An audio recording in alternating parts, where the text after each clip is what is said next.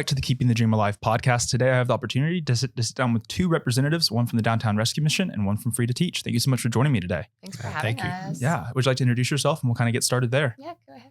Hi, I'm Keith Overholt from the Downtown Rescue Mission, and we've going into our 50th year next year, and I have been there 25 years, and I'm the CEO of the Downtown Rescue Mission, where we help people that are in need in our community. Yeah. I'm Alison Kling, and I'm the CEO at Free to Teach, and we are a free resource supply store to support teachers and impact students in our public schools. So, but both of y'all's impacts in the community is evident. I think there's plenty of people that are going to be listening or watching this that know a little bit about what it is you do. What is sort of the biggest need that y'all are solving in the community, both with Free to Teach and Downtown Rescue Mission? Why don't you go first? Yeah, so we, 100% at the get-go really want to ensure that teachers aren't spending out of pocket to meet the needs of children in our public schools. We were seeing that a lot, especially when we were founded by Miss Eula Battle back in 2011. And so that is definitely core. We know that there's a lot of stress that families feel. They have to make a lot of choices about, am I going to be able to get this full school supply list, or do I need to pay rent or whatever it is? And so oftentimes it's teachers that step in that gap and fill the supply needs for kids. But then beyond that, we really want to kind of move the needle on educational outcomes in our community. And so we've really worked to go even beyond core supplies and kind of lean into what it is that teachers need. So we've developed a feminine hygiene program because a lot of teachers are spending out of pocket to get the girls the supplies they need. And that can just be so embarrassing for girls in our schools who maybe can't afford those products. And then we've developed a ton of lesson kit programs and STEM programs. So just, meeting the basic needs and making sure teachers have that support. I was a public school teacher, and, it feels really good to know someone's kind of got your back, because you're with those kids for, 10 hours a day. Yeah. It's a lot of work. And then to kind of not only level the playing field, but elevate the playing field. And that's kind of our goal. Well, Downtown Rescue Mission, people think about us as, a place where we feed people and clothe people and shelter people. It's much more than that. And we have programs that are year-long and really Bible-based. We're trying to share the gospel of Jesus Christ with people. But the biggest need that we have right now is our community's growing.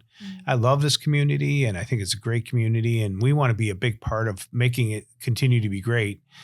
And so we're taking care of the needs of those who kind of fall short or that find themselves homeless. And I just looked at a stat the other day that just in the last 5 to 10 years, we've doubled our numbers, and we see that continuing to grow.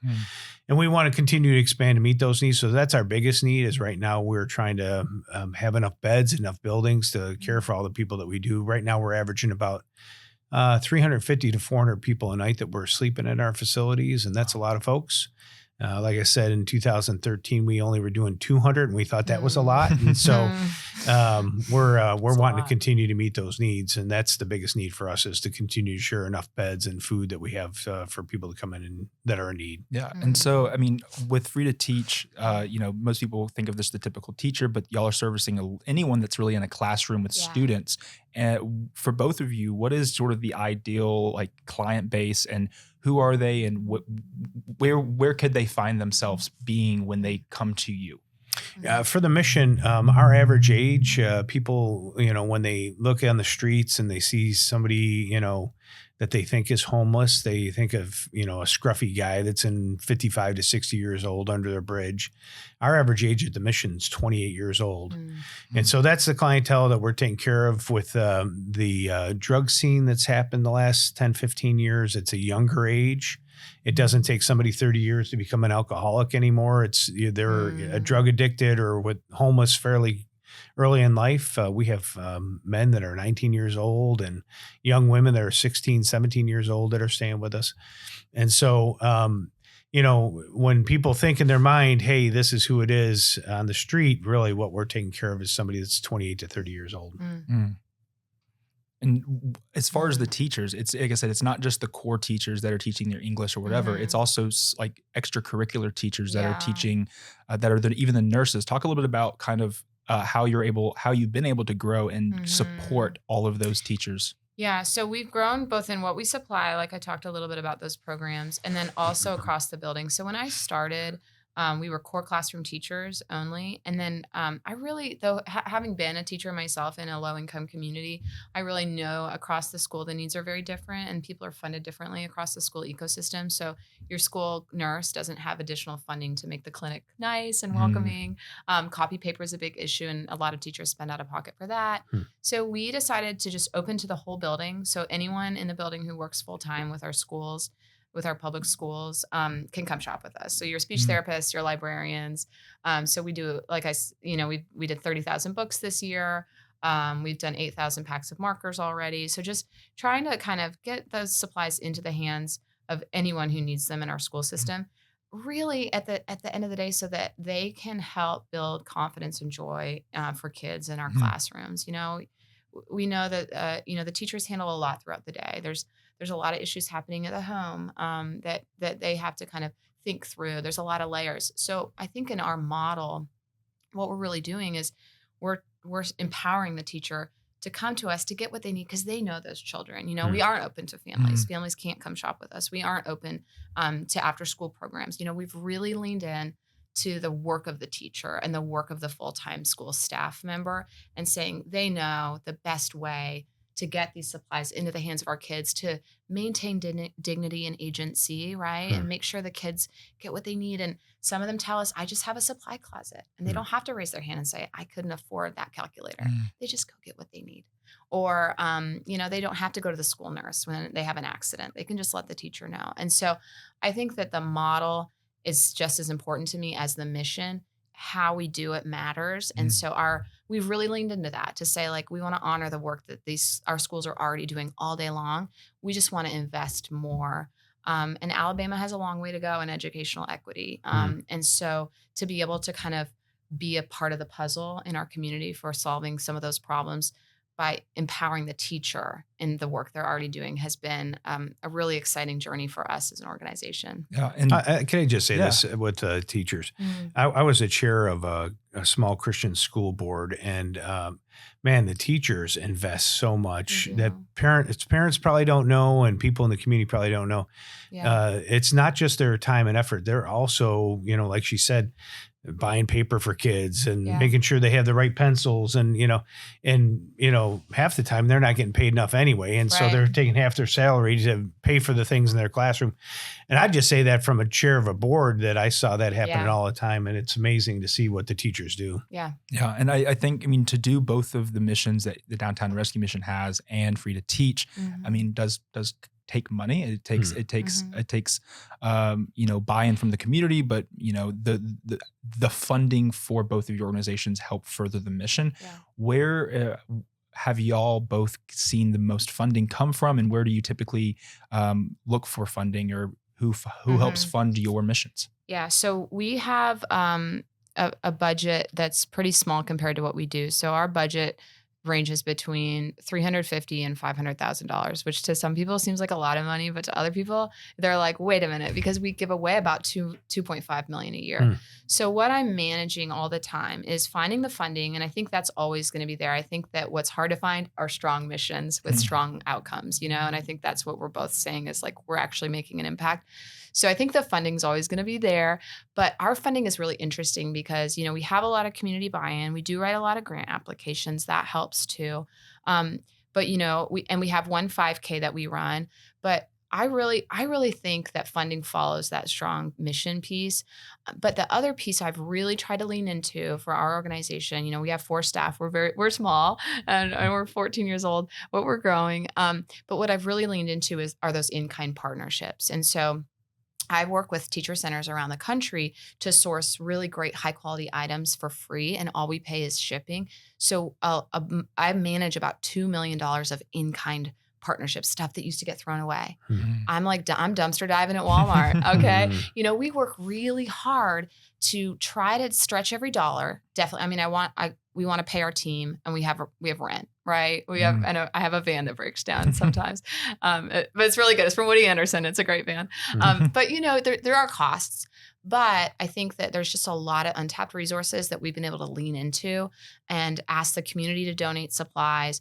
all of those things. So I think I'm managing a very unique set of circumstances where you go on my 990 and you're like, wait a minute, $2 million, because it's a warehouse full of just in-kind resources that we're constantly sourcing. But I do spend between 70 and 100,000 on core supplies in 1 year. But I'm getting copy paper at about 50% of what a teacher would spend in the wild. I'm getting your crayons at about 25%. So I'm buying in bulk. So I think about the numbers that way, where it's like, we definitely need money to run this, but the impact is 10x every dollar. So I think about it that way. But yeah, this is a very generous community. I mean, this is all we think about is making sure, because we want to pay our people and we want to deliver impact and scale in a way that makes sense. But this is a very philanthropic community. And so Freedom has been a very strong partner and Starfish from the beginning. And so amplifying the message here today is powerful for us. Yeah. Yeah. The mission, we receive no federal, state, or local government funding. It's all by individual donors and like Freedom giving us grants. And, we have a community foundation that gives us some money on the side.